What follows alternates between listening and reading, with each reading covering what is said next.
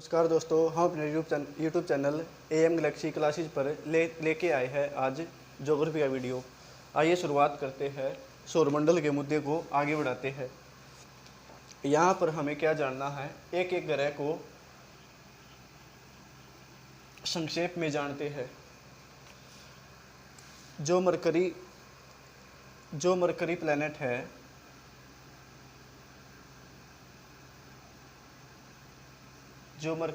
है, जो बुध ग्रह है, वहाँ पर दिन के समय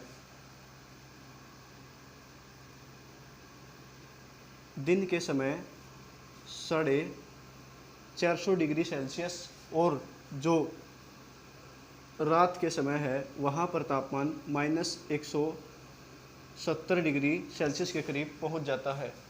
तो यहाँ से एक क्वेश्चन बनता है कि ऐसा कौन सा ग्रह है जहाँ पर जो तापांतर है सबसे ज़्यादा होता है। तो यहाँ पर हमारा आंसर बुध या फिर मरकरी रहेगा। यहाँ पर जो तापांतर है लगभग 550 या फिर 600 डिग्री रहता है। 1989 में एक कृत्रिम उपग्रह मैरीनायर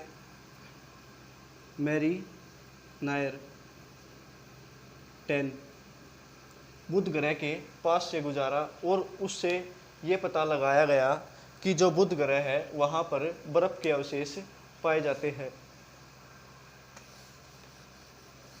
इसके बाद जो शुक्र ग्रह है यानी कि वीनस, यहाँ पर CO2 की मात्रा 95% है। तो इसी कारण सबसे हॉटेस्ट प्लैनेट बुध ग्रह या फिर वीनस ग्रह को बोला जाता है। जो शुक्र ग्रह है, यहाँ पर कार्बन डाइऑक्साइड की मात्रा ज़्यादा होने के कारण इसको एक अन्य नाम से जाना जाता है, जो कि है प्रेशर कुकर।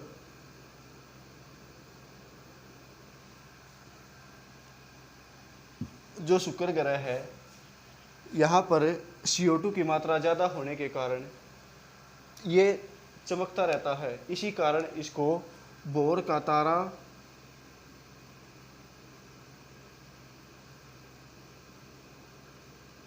यानी कि इवनिंग स्टार के नाम से जाना जाता है। इसके अलावा इसे पृथ्वी की जुड़वा बहन भी कहा जाता है। जो बुध और शुक्र ग्रह है, सूर्य से पास होने के कारण इन दो ग्रहों को इंटीरियर प्लैनेट के नाम से जाना जाता है। और बुध और शुक्र ऐसे ग्रह हैं जिनके कोई उपग्रह नहीं है। जब बात करते हैं हम बुध ग्रह और शुक्र ग्रह के बारे में, जो बुध ग्रह है वो पश्चिम से पूर्व की ओर चक्कर लगाता है, यानी कि वेस्ट टू ईस्ट। लेकिन जब शुक्र के बारे में बात करते हैं वो ईस्ट टू वेस्ट चक्कर लगाता है। दो ही ऐसे ग्रह हैं जो कि ईस्ट टू वेस्ट घूमते हैं। एक तो यहाँ पर सेकंड, और यहाँ पर बात करते हैं हम सेकंड लास्ट। ये दो ऐसे ग्रह हैं जो कि ईस्ट टू वेस्ट घूमते हैं।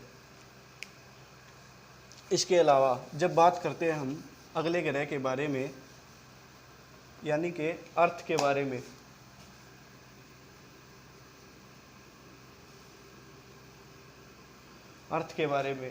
यहाँ पर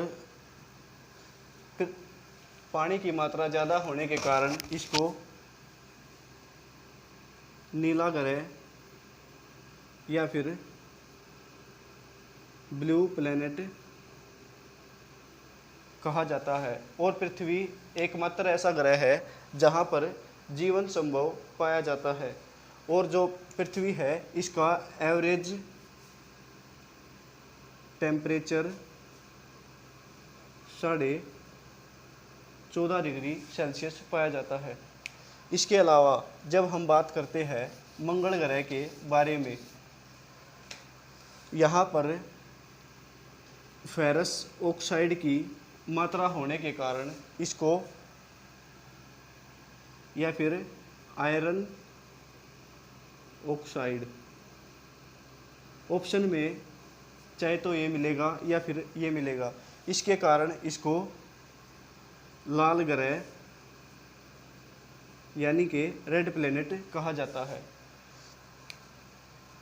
जब हम बात करते हैं बृहस्पति ग्रह के बारे में, जो बृहस्पति ग्रह है ऐसा ग्रह है जो सबसे बड़ा ग्रह है। जो बृहस्पति ग्रह है इसकी मात्रा इतनी बड़ी है कि जो ये सारे प्लैनेट मिलकर इसकी कमी को पूरा नहीं कर पाते। इसी कारण से जो बृहस्पति है इसको मिनिएचर सोलर सिस्टम कहा जाता है। हमने एक कहावत सुनी होगी, हम हरियाणा से बिलोंग करते हैं, कि एक कहावत है, इतने में गड्डी माजरा, इतने में पूरा संसार, इतने में गड्डी माजरा। तो इसका मतलब ये है कि जो बृहस्पति ग्रह का आकार है वो लगभग बहुत सारे ग्रहों को कवर कर लेता है। इसी कारण से इसको मिनिएचर सोलर सिस्टम कहा जाता है। जब बात करते हैं हम बृहस्पति ग्रह के बारे में, इसका सबसे बड़ा उपग्रह भी इसी का है, जो कि प्राकृतिक रूप से है। जब हम बात करते हैं बृहस्पति ग्रह के रंग के बारे में, तो इसका जो कलर है वो येलो कलर है, यानी कि पीले रंग का है।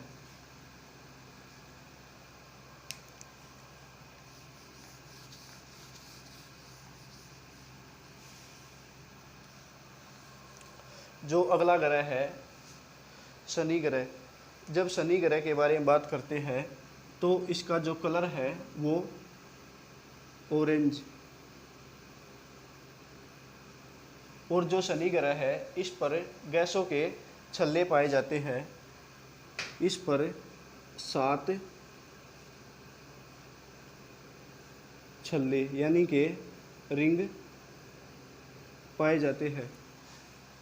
गैसों की मात्रा जो लास्ट के 4 ग्रह हैं इन पर ज़्यादा होने के कारण लगभग सभी ग्रहों पर छल्ले पाए जाते हैं, लेकिन जो शनि है इस पर वो अलग से दिखते हैं। तो पूछ लिया जाए कि जो 7 छल्ले हैं वो किस ग्रह पर पाए जाते हैं गैसों के, तो हमारा आंसर शनि रहेगा।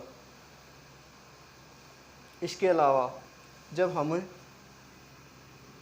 यूरेनस,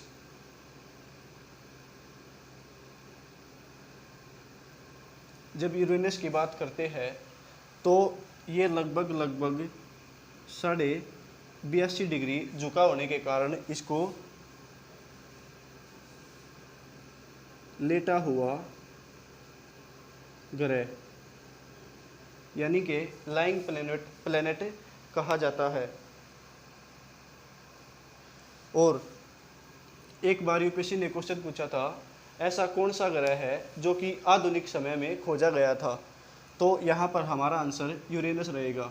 इसकी खोज है जो विलियम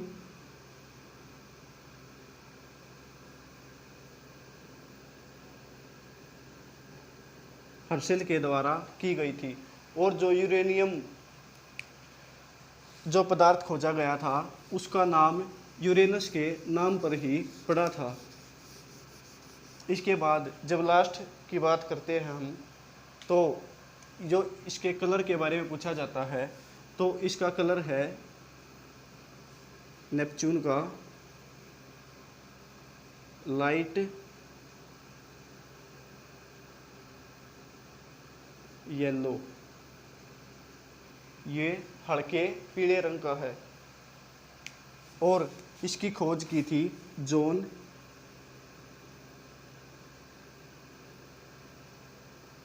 गैलन के द्वारा। नमस्कार दोस्तों, इस वीडियो में इतना ही।